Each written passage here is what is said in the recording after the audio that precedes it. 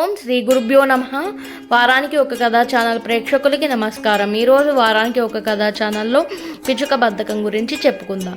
పిచ్చుక ఇలా మాట్లాడుతుంది. బద్ధకస్తురాలైన ఓ పిచ్చుక చెట్టు పైన కూర్చుని చలికి వణుకుతుంది. ఇంతలో ఓ కాకి వచ్చి ఇలా మాట్లాడుతుంది. మిత్రమా, నేను గూడు కట్టుకునేందుకు కాస్త సాయం చేస్తావా అని కాకి అంటుంది.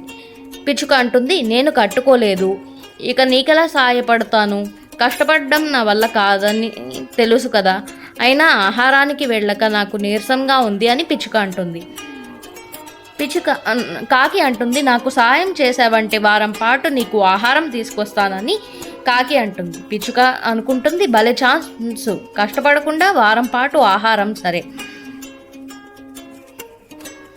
పిచ్చుక ఎండు పుల్లలు ఈకలు తెచ్చి నేర్పుగా గూడు కట్టింది. పిచ్చుక కాకి చాలా సంతోషించింది. ఇంతలో కాకి అంటుంది, మిత్రమా, నీకు గూడు ఉంది కదా, మళ్ళీ ఇంకొకటి ఎందుకు అని పిచ్చుక అడుగుతుంది. ఆహాహా, ఇది నీకోసమే అని కాకి అంటుంది. చలికి వానకి ఎండకి నీ ఇబ్బందిని గమనిస్తున్నాను. నైపుణ్యం ఉన్న బద్ధకంతో నువ్వే పని చేయడం లేదు, అందుకే నా కోసమని అబద్ధం చెప్పి గూడు కట్టించాను అని కాకి అంటుంది.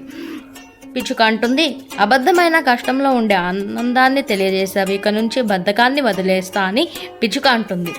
ఇచ్చిన మాట ప్రకారం వారం పాటు ఆహారం ఇస్తానని కాకి అన్న పిచ్చుక వద్దంది. అప్పటి నుంచి కష్టపడి ఆహారం సంపాదించుకునేది. అది చూసి కాకి సంతోషించింది.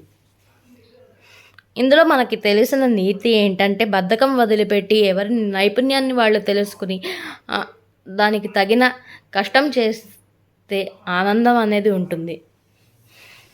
ఈ కథ నచ్చినట్లయితే